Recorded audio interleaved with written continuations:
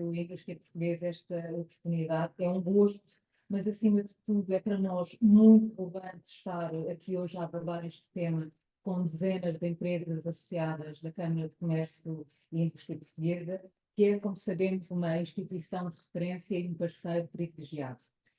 A Political Intelligence decidiu começar estas formações não apenas pelos momentos que vivemos, mas porque acreditamos que esta é também uma forma de acrescentar valor às organizações. E porquê? Porque basta recuarmos apenas 4 ou 5 anos para percebermos quando estávamos longe da realidade que vivemos hoje em Portugal.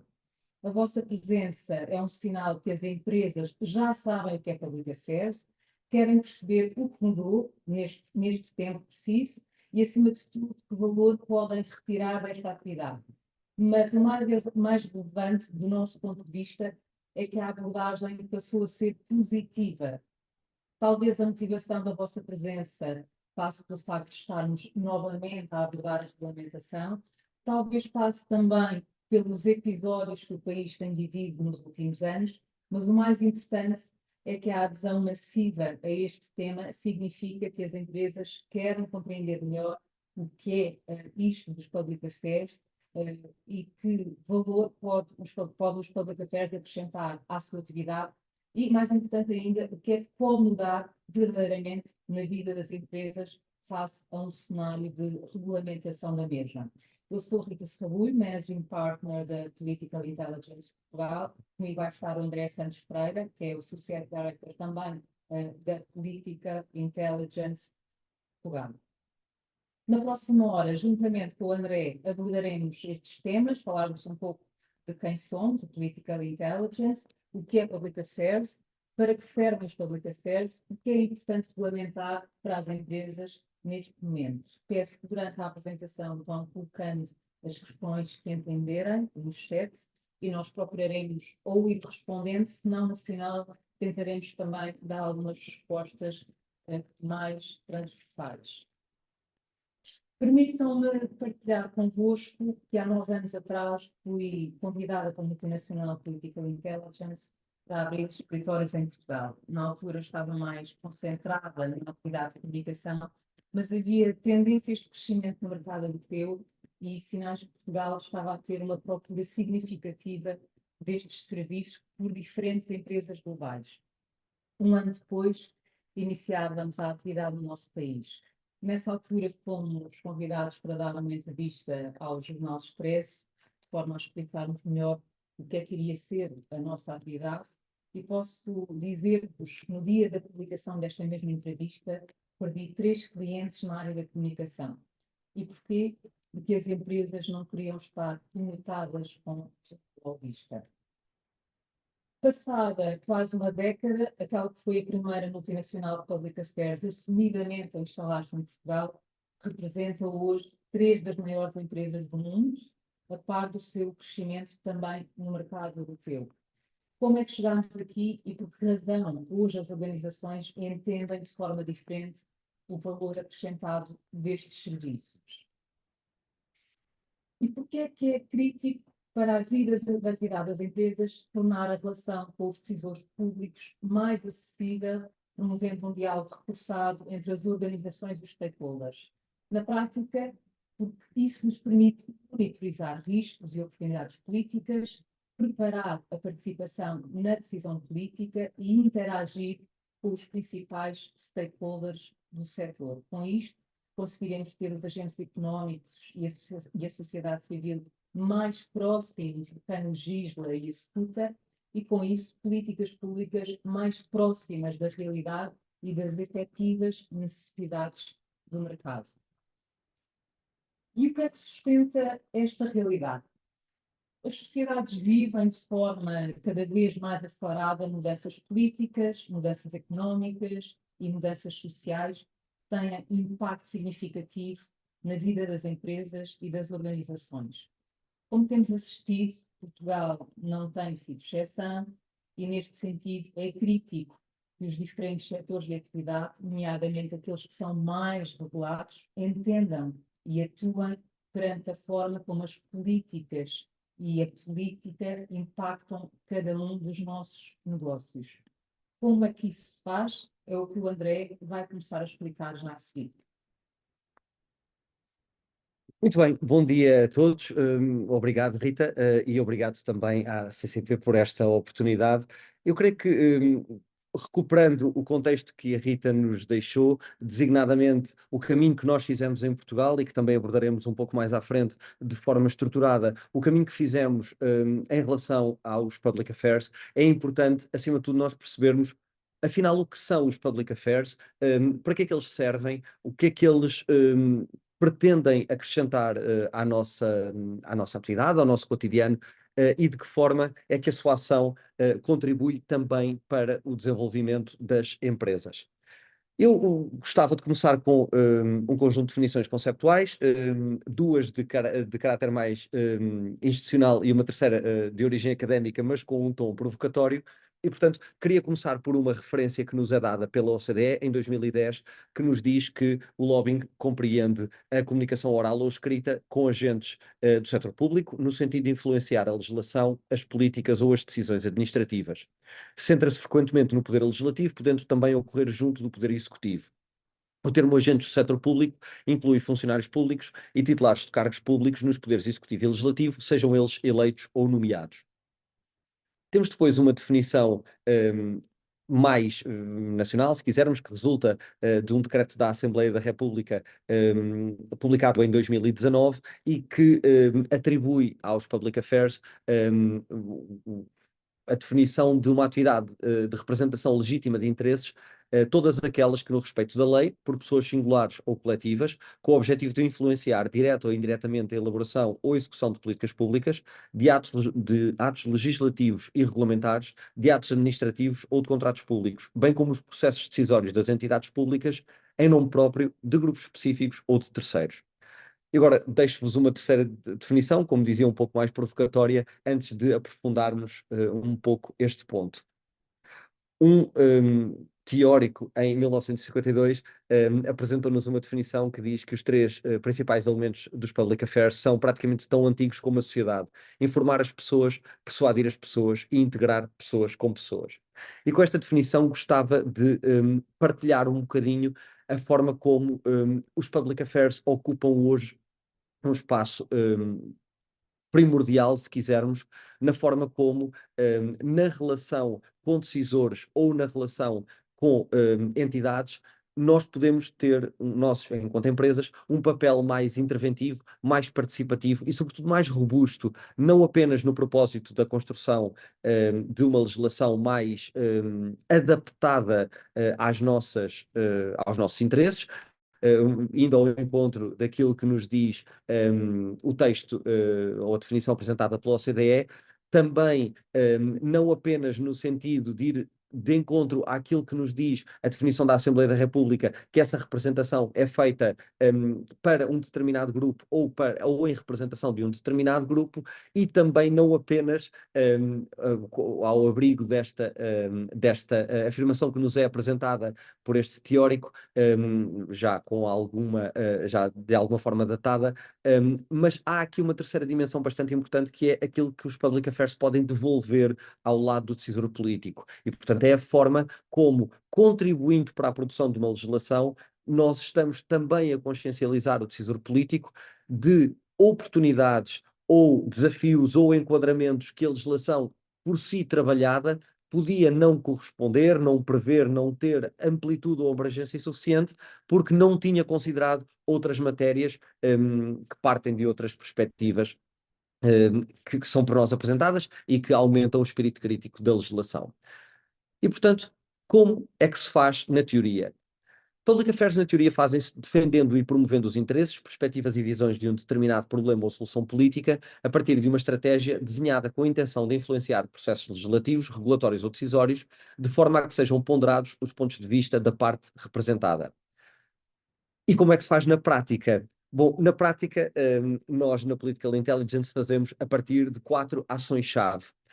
A primeira ação é monitorizar. Nós temos de conhecer o contexto em que nos inserimos, e este é talvez o ponto mais relevante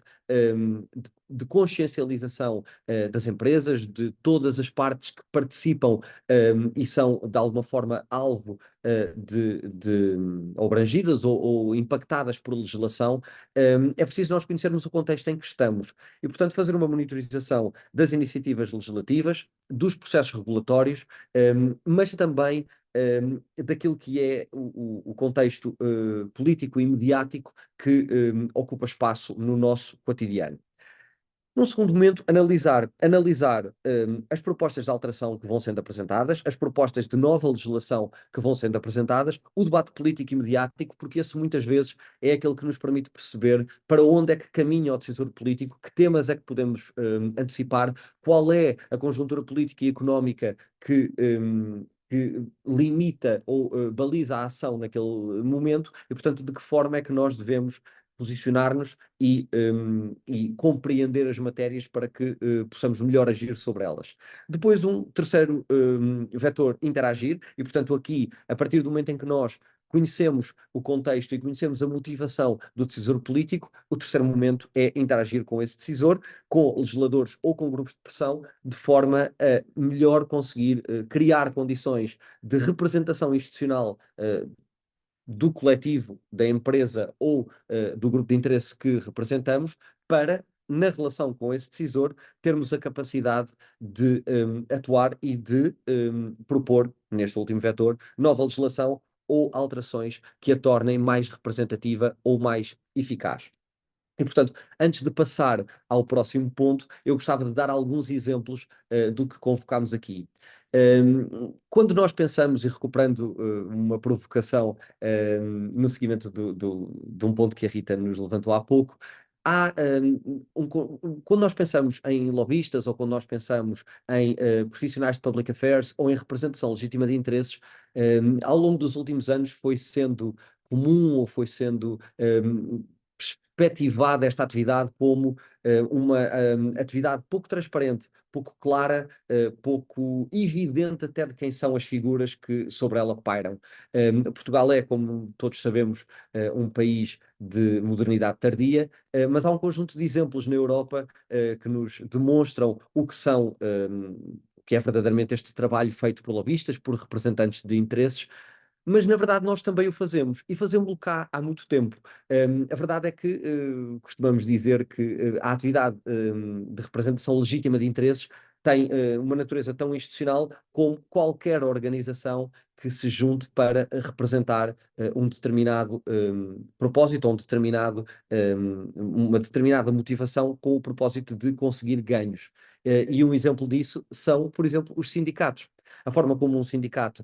tem a capacidade de se articular para representar um conjunto alargado de trabalhadores e, a partir dessa representação, procurar posições que valorizem, que contribuam para reforçar as suas condições, é em si uma atividade de representação e é uma representação legítima de interesses e, portanto, deixo esta perspectiva comparada para percebermos que o nível de representação institucional da representação legítima de interesses pode ser tão vasto como, inclusivamente, atuando em esferas como a concertação social ou outros fóruns de representação alargada. Eu gostava de, antes de passar ao próximo ponto, porque esta é uma parte interessante da forma como nós desenhamos esta atividade, perguntar se existem questões portanto, passava por um momento à Sónia para perceber se há alguma questão adicional ou se avançamos para o próximo ponto. André, por enquanto ainda não temos nenhuma questão no chat. Muito bem. Então, agora que percebemos melhor o que são os public affairs, passamos para a parte de para quem serve os public affairs e a quem é que eles pretendem responder. E aqui importa mais uma vez olharmos para o contexto internacional. A partir do relatório da McKinsey, que foi publicado há um conjunto de anos, aliás, é um relatório que é publicado anualmente, 90% das empresas inquiridas consideram que o ambiente político tem um impacto elevado nos seus resultados. Essa percentagem sobe para 100% no caso das empresas cotadas em bolsa e 80% das empresas inquiridas aumentaram ou mantiveram o seu orçamento para assuntos públicos em comparação com o ano anterior. Importa, mais uma vez, replicar aqui a ideia de que isto diz maioritariamente respeito a contexto internacional, portanto não cobre o caso português. E a partir também de alguns indicadores que nós fomos recolhendo sobre quais são as principais preocupações das dimensões executivas das empresas, a partir de um estudo da PwC e outros da McKinsey que vos apresentarei de seguida, se puderem reparar, a principal preocupação dos CEOs nos últimos 5 anos foram as alterações tecnológicas imediatamente seguidas da regulamentação, da regulação governamental, ou seja, do impacto que a decisão política tem na sua atividade.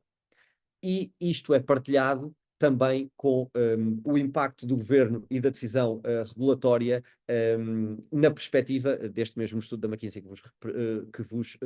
referi atrás, mas agora numa perspectiva futura. As expectativas para os próximos 3 a 5 anos é que o governo e as decisões regulatórias tenham não só uma expectativa de um maior envolvimento por parte dos executivos das empresas, mas também a perspectiva que o seu impacto vai aumentar nos próximos 3 ou 5 anos, mantendo, neste caso, a segunda posição mais relevante, necessariamente a seguir aos clientes, que são, como sabemos, a base de qualquer atividade. Ainda num terceiro ponto também importante, e aqui pedia-vos que se concentrassem nestas duas primeiras linhas, na 67 e na 59, o impacto da ação do governo nas empresas é perspectivado na maior parte dos casos, como tendo um impacto maioritariamente negativo. E, portanto, vocês se olharem para estas duas primeiras colunas, Passing Laws ou Setting Policies, têm em 47%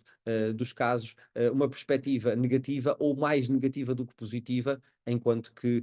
uma ação mais positiva do que negativa é apenas percepcionada por 38% dos inquiridos. Isto baixa um pouco ao nível da regulação, portanto, a introdução de novas regras ou nova regulação tem uma percentagem de percepção negativa ligeiramente mais baixa e de percepção positiva ligeiramente mais alta, ainda assim a avaliação é, tanto num caso como no outro, negativo, e portanto aquilo que nós podemos concluir destes três exemplos retirados destes estudos da PwC e da McKinsey é que nos últimos 5 anos a atividade política e regulatória impactou fortemente as empresas. Há uma perspectiva para que nos próximos 5 anos ela volte a impactar estruturalmente as empresas e o impacto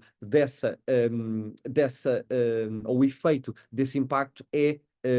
perspectivado de forma mais negativa do que positiva. E, portanto, isto leva-nos necessariamente à importância de agir e à forma como os public affairs podem, na relação e na percepção de que esta é uma dimensão crítica da nossa atividade,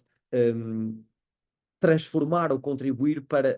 diminuir ou mitigar o impacto negativo da legislação, tornando-a mais preparada para responder também aos nossos desafios. E, portanto, no negócio das empresas, é preciso atuar na nossa perspectiva, maioritariamente 5 dimensões: acompanhamento de iniciativas e oportunidades em contexto político, reforço do conhecimento dos stakeholders sobre a empresa e a sua atividade, e, portanto, aqui opera num sentido um pouco contrário daquele que apresentámos anteriormente. Não é apenas interagirmos com decisores políticos no sentido de capacitar o decisor de conhecimento sobre as matérias que nós trabalhamos, é também quando fazemos esse contacto e expomos os desafios que temos e as necessidades e os constrangimentos que as empresas sentem na sua atividade e no seu cotidiano, é reforçar o nosso posicionamento institucional, porque junto do decisor estamos a ter a capacidade de promover a nossa empresa, afirmando-a, dando-a a conhecer, tornando mais perceptível a sua atividade. E, portanto, daqui, com este posicionamento institucional, aumenta também a influência junto dos agentes políticos, da capacidade de impactar iniciativas legislativas e regulatórias com impacto no nosso negócio. da capacidade de o fazer acompanhado do trabalho de preparação que é feito, aumenta também a nossa capacidade para propor nova legislação que afete diretamente o negócio e, portanto, não apenas impactar aquela que já está a ser desenhada, que já está dentro da conjuntura política, mas a capacidade de promover novos debates, de convocar novas reflexões e de propor avanços legislativos e regulatórios com impacto direto no negócio. E, portanto, em última análise, no seguimento deste caminho, ter a capacidade de contribuir e liderar para transformações na política setorial. Isto tem necessariamente tem necessariamente um contributo também para aquilo que é a forma como a empresa evolui e, portanto, há um reforço de posicionamento institucional, há um impacto crescente no setor público porque existe um peso institucional maior da empresa, a capacidade de impactar o setor público e de contribuir para a decisão informada e consciente aumenta a reputação da empresa e a reputação é um elemento-chave para impactar positivamente o nosso negócio e a nossa atividade. E, portanto, ao nível deste impacto na reputação institucional, como acabei de referir, é fundamental para a sustentabilidade do negócio e da organização e é necessariamente hoje um elemento-chave para qualquer atividade e para priorizar o trabalho que as empresas fazem e é por isso que hoje há também um reforço de posicionamento institucional de forma sustentada e participativa na definição estratégica das empresas, é também um elemento crescente que nós temos vindo a identificar, designadamente a partir de algum trabalho que foi feito pela Political Intelligence, ou num survey da Political Intelligence de dimensão internacional, e que nos diz exatamente isso. As empresas aumentaram a perspectiva sobre a importância de trabalhar posicionamento institucional e enquadrar esse posicionamento institucional, inclusivamente na forma como a sua estratégia é desenhada. E, portanto, de uma forma sintética, como é que os Public Affairs vão impactar a sua empresa? Vão impactar no reforço das relações institucionais, designadamente com decisores políticos, agentes regulatórios e associações de referência no setor, a partir do reforço do posicionamento institucional e corporativo, com o reforço do conhecimento e do reconhecimento da atividade da empresa e com o impacto que isso tem na percepção dos pares e na concorrência sobre a empresa, a influência na definição de políticas setoriais, portanto, com uma maior interação com os stakeholders, traduz-se também numa maior capacidade de influenciar nova legislação setorial e, por último, a incorporação de public affairs na estratégia da empresa permite tomar decisões num ambiente de maior compreensão reforçada do contexto institucional e de conjuntura política. E, portanto, agora, para nos falar sobre como é importante regulamentar esta atividade, eu passo novamente à Rita, que nos dará esta parte de contexto. Força, Rita. Eu diria que a questão fundamental é, num cenário de regulamentação da representação de interesse em Portugal, o que é que muda efetivamente na vida das empresas? Deitemos, antes de mais, um olhar ao que se passa na Europa. 63% dos Estados-membros da União Europeia têm já algum tipo de regulamento específico relativo à atividade da lobby. O primeiro país a introduzir estas regras há já praticamente 50 anos foi a Alemanha, e a partir do ano 2000 seguiram-se a Lituânia, a Eslovénia, a Polónia, entre tantos outros. Só entre 2021 e 2023, mais 6 Estados-membros introduziram a regulamentação e em 2023 a Finlândia tornou-se o primeiro país nórdico a regulamentar através do Transparency Register Act. Portugal encontra-se entre os 10 Estados-membros sem regulamentação da representação de interesses. E o que é que pode, afinal, acrescentar ao país o estabelecimento de regras nesta atividade? Antes de mais, permitir à sociedade civil acompanhar aquelas que são as interações entre os decisores por si eleitos e os representantes de grupos de interesse. Quem, de alguma forma, quiser, junto destes stakeholders, contribuir para os processos legislativos ou executivos, falo-á com transparência, caso contrário, estará naturalmente fora das regras. E porquê?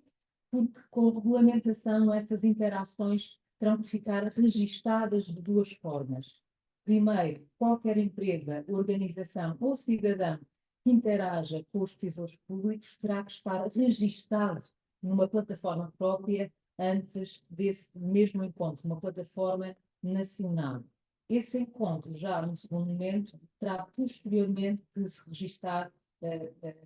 terá posteriormente que ser registado, registar os seus participantes, os temas que lhes estão subjacentes e os contributos deixados para o processo em causa num segundo tipo de registro. É isto que se chama a pegada legislativa, que permitirá conhecer de forma clara quem foram os diferentes intervenientes para a determinação de determinadas políticas públicas ou decisões do âmbito executivo. Estes registros passarão a ser públicos e acessíveis a qualquer cidadão. Espera-se que estes registros confiram mais transparência aos processos da tomada de decisão e que inevitavelmente proporcionará não apenas mais confiança institucional, mas também maior responsabilização e defesa de todos os agentes que nela participam. Falo naturalmente daqueles que são os agentes privados e os agentes públicos.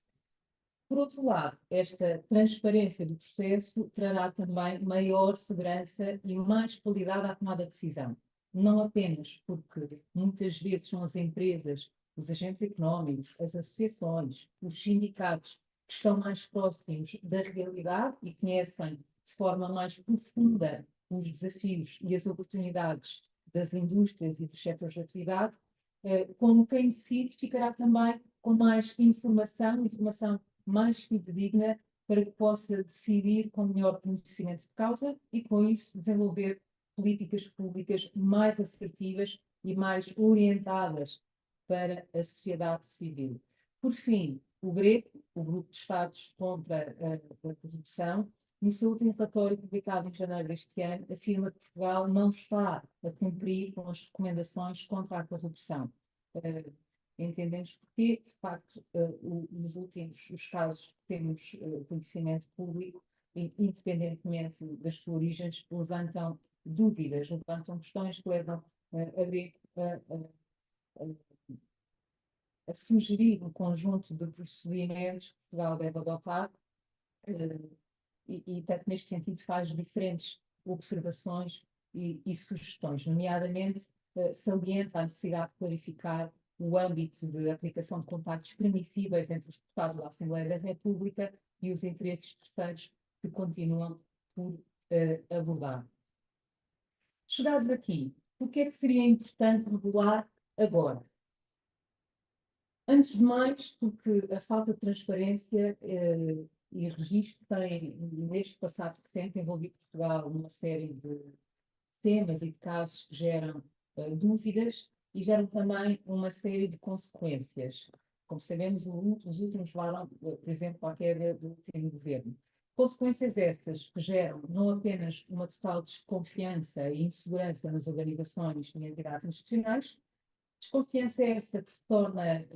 numa séria entropia ao investimento estrangeiro, ao investimento internacional, mas uma desconfiança que gera também instabilidade económica, instabilidade social, instabilidade empresarial, já para não falar no impacto que tem na sociedade civil, quer ao nível da implementação das políticas públicas, quer ao nível do acreditar nas nossas instituições democráticas. Dito isto, estes acontecimentos trouxeram de novo o tema da regulamentação do lobbying para o espaço mediático, gerando uma oportunidade para a sociedade civil também compreender melhor as necessidades da existência destas mesmas regras e, por outro lado, gerou também um alargado consenso político nesta matéria. À esquerda e à direita existem, neste momento, propostas que, excetuando o Partido Comunista, concordam com a necessidade de haver uma lei que regule estas relações. No entanto, apesar de estarem aparentemente reunidas as condições para regulamentar a representação de interesses, não quer dizer que seja agora que isso venha a ocorrer. E porquê? Deitemos um olhar para o histórico das diferentes tentativas de regulamentar o lobbying em Portugal. No período de 2009-2011, já constava no programa de governo de José Sócrates a intenção de definir regras para a transparência da atividade. Depois, no 19º Governo Constitucional, foi iniciado um debate, mas nada foi concluído. Já em 2013, ocorreu uma conferência designada Lobby numa Sociedade Democrática, promovida pela Comissão para a Ética, a Cidadania e a Comunicação da Assembleia da República, mas não teve também consequências. Em 2016 ocorreu uma outra conferência sobre lobby com representação de todos os partidos, organizada pela Comissão Eventual para o Reforço da Transparência no Exercício das Funções Públicas, e em julho de 2019, em consequência do diploma em plenário, foi aprovado o diploma que viria a ser votado pelo Presidente da República neste mesmo mês, o atual Presidente da República, Marcelo Rebelo de Sousa, alegando que, nomeadamente, a Presidência da República não estava abrangida pela lei, ou seja, pelas regras de transparência, e, portanto, o seu entender, a Presidência da República não deveria ser exceção a estas regras. Já em 2024, percebemos que havia vontade política, estamos a falar do atual ano, que havia vontade política, mas não havia contexto político. Entendemos também que era o momento para criar uma associação que pudesse contribuir para dar seguimento a esta mesma vontade política. E, nesse sentido, agências de public affairs, nacionais e internacionais, empresas dos diferentes setores de atividade e indústria e profissionais individuais de public affairs fundaram a Public Affairs Portugal, da qual o Political Intelligence é também membro fundador, com a motivação de afirmar que este não era o momento, não era o momento para existirem regras, mas também valorizar uma atividade que é crítica para as empresas. Portanto, este é o momento para regulamentar e este é também o momento para valorizar a atividade que não é reconhecida ou muito reconhecida em Portugal. E, portanto, a valorização quer das empresas, na atividade que é crítica, quer para as empresas, quer para a sociedade civil, quer para o país. Na Public Affairs de Portugal, que é também membro da PAIS, a PAIS é, digamos que, a confederação das diferentes associações Public Affairs europeias. Todas as organizações que direta ou indiretamente representam interesses podem encontrar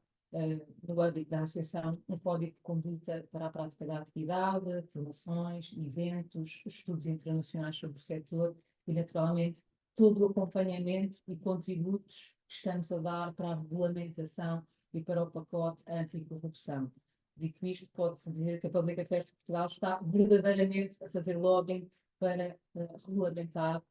o próprio lobbying. Mas, acima de tudo, adotar as empresas e a sociedade civil da importância deste setor para um país que se quer seccionar como uma democracia madura. Recordemos, então, o que já aconteceu este ano. No primeiro momento, em janeiro, a Assembleia da República aprovou na generalidade os projetos de lei do PS, PSD, Iniciativa Liberal e PAN para regulamentar o lobbying. No segundo momento, os partidos avançaram com propostas no sentido de criar um mecanismo da pegada legislativa, a introdução do registro de transparência e de representação de interesses, que já falámos, e a adoção de um código de conduta, ou de códigos de conduta, e no terceiro momento, os principais pontos de disputa prenderam-se com a abrangência e o alcance do registro, bem como a gestão do mesmo, com os partidos divergirem ou não terem consenso entre aquela que seria a gestão. Uns referiam à Assembleia da República, outros a entidade para a transparência. Olhamos então para as medidas, impactos e próximos passos no que diz respeito à regulamentação. Relativamente à aprovação, o Governo aprovou, portanto, as linhas gerais da regulamentação do lobbying integradas naquele que é o pacote anticorrupção discutido em Conselho de Ministros e, muito recentemente, formou uma comissão eventual para abordar todos estes temas, onde está inserida a regulamentação do lobbying. No que diz respeito aos impactos desta regulamentação, não se antecipam aumento, impactos maior nas estruturas das empresas e organizações, face àquelas que vão ser as necessidades dos seus registros, caso as vossas empresas entendam contribuir para o desenho de algum diploma ou alguma consulta pública. As principais propostas, que são, no fundo, bastante consensuais, têm em comum a criação de registros de transparência, portanto, a identificação dos representantes de interesses legítimos, vocês ou quem vos representa, a implementação de um código de conduta de registro de transparência que, no fundo, define as regras gerais para o estabelecimento dessas mesmas relações com as entidades públicas ou com os decisores públicos e,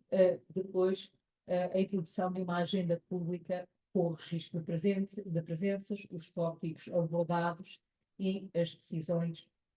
adotadas. E depois de todo este enquadramento,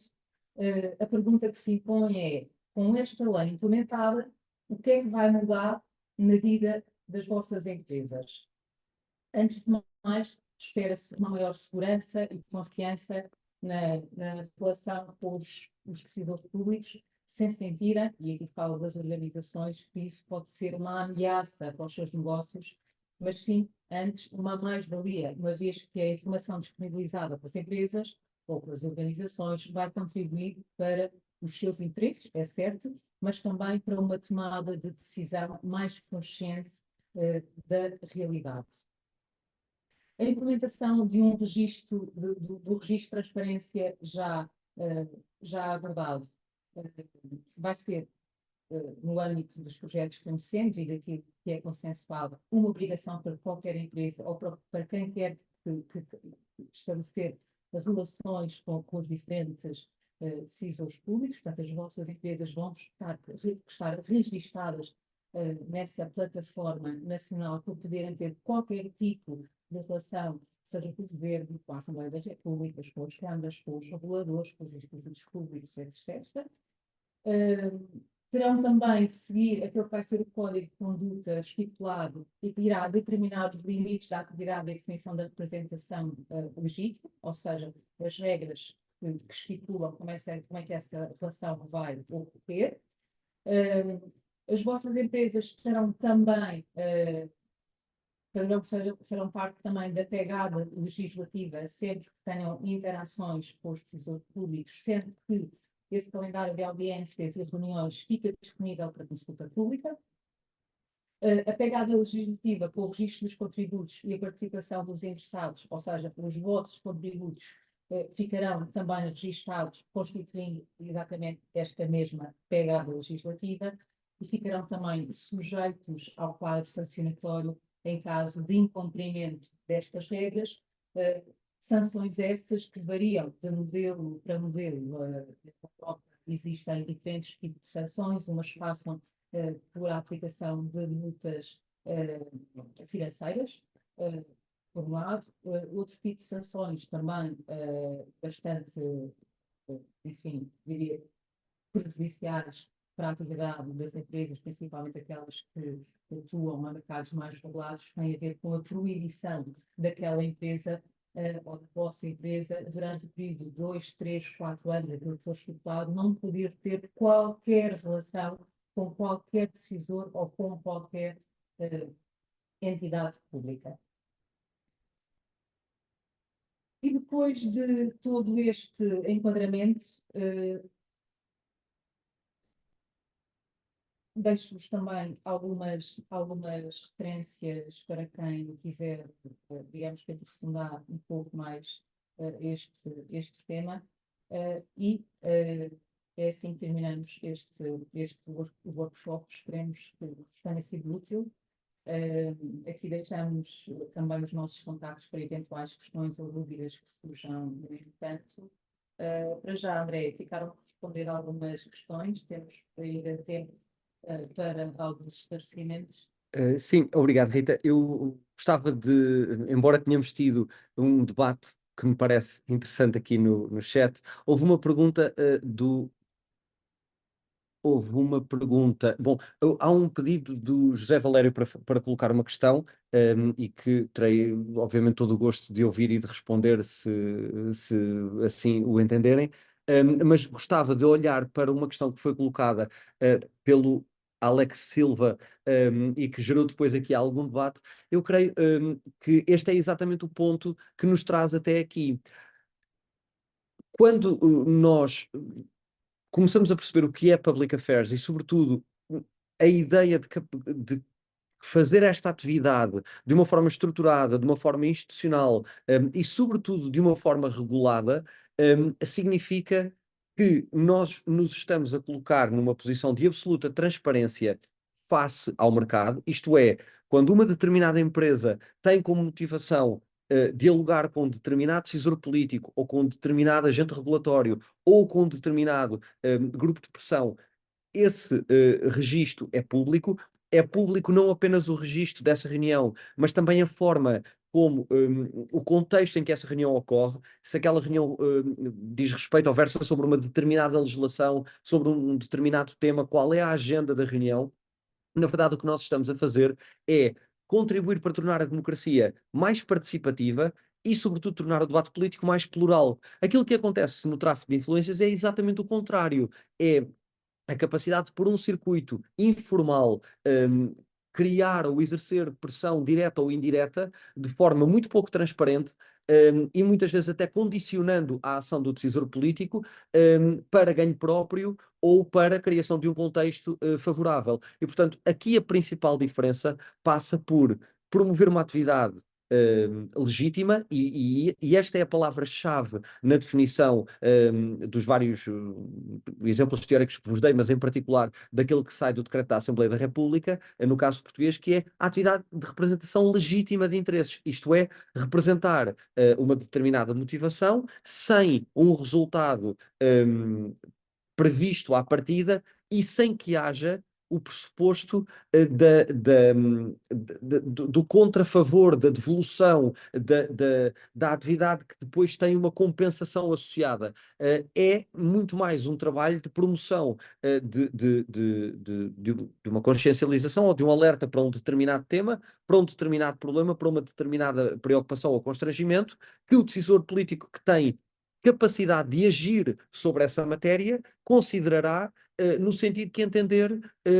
mais adequado, e portanto não é uma atividade que tenha um ganho de partida. Alex, eu não sei se respondi à questão em detalhe, vou passar aqui à Rita também, mas se não tiver respondido, por favor, complemente no chat, que terei todo o gosto em responder. Eu queria apenas complementar esta resposta do André, sublinhando algo que temos de alguma forma tentado explicar. O facto de nós termos uma regulamentação ou uma atividade de public affairs ou uma regulamentação que regule esta atividade da representação legítima de interesses não quer dizer que nós vamos deixar de ter corrupção ou tráfico de influências. Isto tem que ficar muito claro. A vantagem que essencialmente, que a regulamentação vai trazer é que, de facto, quem quer agir e contribuir para aquilo que é o desenvolvimento legislativo ou de políticas públicas poderá fazê-lo de forma registada, ou seja, serão conhecidos, quem tiver essa intenção poderá fazê-lo através destes processos. Naturalmente, quem não quiser fazer isto dentro das regras, continuará a fazê-lo fora das regras. O que acontece é que, em eventuais situações ou situações que sejam duvidosas de como é que surgiram determinados contributos ou determinadas leis que vão em determinadas direções para os quais não há a tal pegada legislativa, há riscos, naturalmente, para quem infringe e por quem opta por ir fora da lei, neste caso. E, portanto, isto para deixar claro que o tráfico de influências e a corrupção que são o oposto da prática de public affairs, principalmente regulada, elas não vão deixar de existir. Começa a haver regras para quem quer fazer isso dentro das regras e começa a haver regras que, enfim, ajudam a perceber quem é que está fora delas. Não sei se temos mais algo. Eu gostava de responder, dar um contributo a dois temas que o José Valério convoca. O primeiro, o José Valério pergunta-nos que entidade vai fiscalizar no futuro esta atividade. Bom, essa é uma pergunta que nós não conseguimos desde já responder. Podemos antecipar aqueles que têm sido os cenários mais prováveis. Há contributos no sentido de ser a entidade para a transparência e há contributos no sentido de ser a Assembleia da República, a partir de uma comissão dedicada para o efeito. Ou seja, entre qualquer uma destas opções existem vantagens e desvantagens, mas aquilo que é expectável é que possa vir a acontecer por uma destas duas. O José Valério depois deixa-nos também um comentário de continuidade em que nos relembra o caso do engenheiro Ferreira do Amaral, que saiu de um cargo de administração na Lusoponte, saiu para um cargo de administração na Lusoponte após ter regulado em benefício próprio. Esta é uma matéria ligeiramente diferente, ou seja, aquilo que nós estamos aqui a colocar em cima da mesa ao nível da regulação da representação legítima de interesses é um bocadinho diferente do contexto das portas giratórias, que é uma legislação, aliás, que é uma matéria que tem legislação própria. E tem, sobretudo, um processo distinto deste, mas é uma preocupação que, se quisermos de alguma forma, também ficará mais acessível a alguém que queira, designadamente aos meios de comunicação social, que queiram monitorizar este caminho, sobretudo, vamos imaginar que a partir do momento em que o registro de transparência é público e, portanto, há uma monitorização da pegada legislativa, existe também a capacidade de perceber quais são as empresas com que determinado decisor político mais reúne, quais foram as que ouviu num determinado contexto, porque quando há pouco eu dizia que isto também é um exercício de maturidade democrática, eu digo com um propósito, porque vamos imaginar que, vou selecionar um ponto desligado da nossa realidade. Vamos imaginar que eu sou representante de uma empresa do setor automóvel que quer continuar a promover no mercado português a utilização de carros a diesel. E eu apresento uma determinada justificação, um tesouro político, da nota, que ainda existem muitos, que eles são mais vantajosos economicamente para quem faz longas distâncias, por aí fora.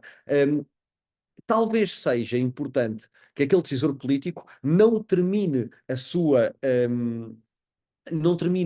ação sobre aquela peça legislativa com o contributo que eu, ou a empresa que eu represento, ou o setor que eu represento, dei. Provavelmente será importante, a partir daí, que o próprio tenha a ação proativa de ir ouvir as outras partes, portanto, convocar representantes do setor automóvel na oferta de matriz elétrica, ou híbrida, ou soluções a gasolina, ou outras soluções. Portanto, também o convocar um determinado tema para cima da mesa permite ao decisor político alargar o objeto de reflexão sobre aquela peça legislativa, tornando-a, em última análise, mais plural. Rita, creio que queria complementar o que eu estava a dizer, passo aqui à Rita também. Queria mesmo responder a esta pergunta, agora fugindo aqui da autoridade. A pergunta é se garante fazer uma previsão sobre quando estará operacional o portal do registro de transparência em Portugal, para quando seria. É imprevisível. O calendário que nós temos presente, face ao acompanhamento que temos tido deste processo de regulamentação, e falta-me há pouco abordar esse tema que é relevante, que no fundo é aquilo que pode ser os próximos passos, não é? Os próximos passos, portanto, nós temos neste momento à porta um orçamento de Estado, com uma negociação difícil, veremos se o orçamento de Estado é aprovado e se continuaremos a ter governo. Caso assim seja, o calendário que nos tem sido de alguma forma noticiado é que depois do orçamento de Estado teremos uma proposta ou propostas para esta regulamentação que podem ser ou de iniciativa governamental no âmbito do pacote anticorrupção ou poderão também ser de iniciativa parlamentar com as propostas dos diferentes partidos representados. Se assim for, se tivermos orçamento de Estado, continuarmos com este governo, é expectável que o início do processo se inicie ainda no quarto trimestre de 2024, após a aprovação do Orçamento do Estado, e que esteja concluído, porque esta, enfim, é uma prioridade política e existe consenso político, por fim, que o fim do processo esteja, ocorra até final do primeiro semestre de 2025. E, portanto, digamos que só a partir dessa altura é que a lei entrará em vigor e a partir dessa altura é que ficarão disponíveis as plataformas de registro, nomeadamente esta. Depois, não sei se temos aqui mais alguma pergunta adicional. Temos uma pergunta do Gabriel Ribeiro que nos pergunta, tendo em conta a vossa experiência, se podem dar alguns exemplos e estratégias de lobby. Sim, Gabriel, eu vou dar um exemplo concreto. Quando nós pensamos em lobby, vamos concentrar-nos num momento específico no tempo. Vamos recuar ao momento do IVA zero. E, portanto, em contexto de uma pressão económica sobre as famílias significativa, decorrente da combinação da pandemia com a guerra na Ucrânia, houve uma pressão muito significativa sobre as cadeias logísticas que impactou significativamente a capacidade de transportar materiais. E isto associado a um conjunto de outros fenómenos, que não é não é o tema da nossa conversa, mas associado a um conjunto de outros fenómenos de natureza nacional e também internacional, levou a uma crise inflacionista que impactou muito significativamente a forma como os produtos, o custo dos produtos a que acedemos. E, portanto, com isso foi desenhada uma campanha de IVA zero, de redução do IVA de forma temporária sobre os produtos fundamentais, sobre o cabaz essencial, e nessa altura percebeu-se que existiam alguns produtos derivados que não estavam abrangidos nessa lista, mas que em alguns casos tinham exatamente a mesma estrutura, ou mesmo contexto alimentar que os produtos que lá estavam, mas ainda com a vantagem de serem, ou mais baratos, dois, mais saudáveis. E, portanto, nessa altura desenvolveu-se uma estratégia com a Assembleia da República de apresentação desses produtos, de justificação de porque é que esses produtos deviam constar do cabaz essencial, porque ao abrigo de um conjunto alargado de elementos, começando na roda dos alimentos e acabando na demonstração de que aqueles produtos eram mais saudáveis e, portanto, mais benéficos para a saúde, foi possível justificar que fazia sentido integrar aqueles produtos nessa lista. Eles foram integrados e, portanto, houve um conjunto adicional de produtos não marcas, que passaram a ser considerados para efeitos de IVA zero. E, portanto, este é um exemplo de uma estratégia de lobby que foi montada a partir, portanto, recuperando a parte teórica que nós discutimos nesta apresentação, a partir de uma motivação política de um decisor, ou de um stakeholder, ou de um conjunto de stakeholders, resultante de uma conjuntura, foi produzida uma estratégia de ação que permitiu impactar essa decisão e contribuir, mais uma vez, para que ela seja, ou seja, não deixando de contribuir para benefício daquele setor, que obviamente teve o seu produto colocado no mercado numa perspectiva de IVA zero e, portanto, com um preço mais baixo, aumentando a probabilidade de ser adquirido e, portanto, com uma vantagem económica, mas também com uma vantagem económica para quem o compra, isto é, podendo aceder a um produto que, sendo considerado fundamental, é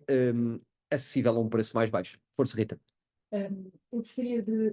responder também a esta questão do Martim Campos, agradeço-lhe a questão colocada. Pergunta: no tráfico de influências existe uma captura do decisor e uma venda de posição privilegiada por parte de quem faz a intermediação entre o privado e o público. Nos public affairs, o sucesso da estratégia não está garantido a priori, enquanto que no tráfico de influência há esse pressuposto. Bem, pode, Martim, haver efetivamente esse pressuposto, mas uma coisa é certa: havendo regulamentação, caso seja perceptível de alguma forma ou em algum momento que houve de facto tráfico de influências, o que vai acontecer é que quem fez vai ter um problema sério a partir do momento que existe uma lei que estipula as regras e a forma como essas relações devem ocorrer. Esta sua pergunta leva-me a sublinhar mais uma coisa que eu acho que é importante ficar claro. A regulamentação vai também defender os agentes políticos e os decisores políticos, porque efetivamente muitas vezes alguns deles estão envolvidos em temas que levantam dúvidas, temos, enfim, assistido isso, e portanto vai ser este registro que também vai proteger, de certa forma, a classe política, mas não só, vai proteger, acima de tudo, os agentes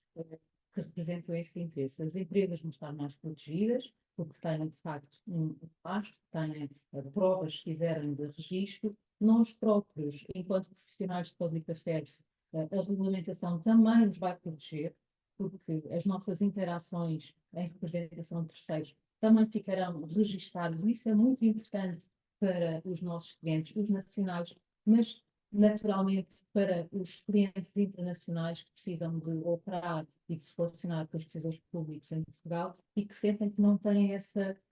proteção. E no fim do dia também, naturalmente, a proteção e a defesa da própria sociedade civil que é impactada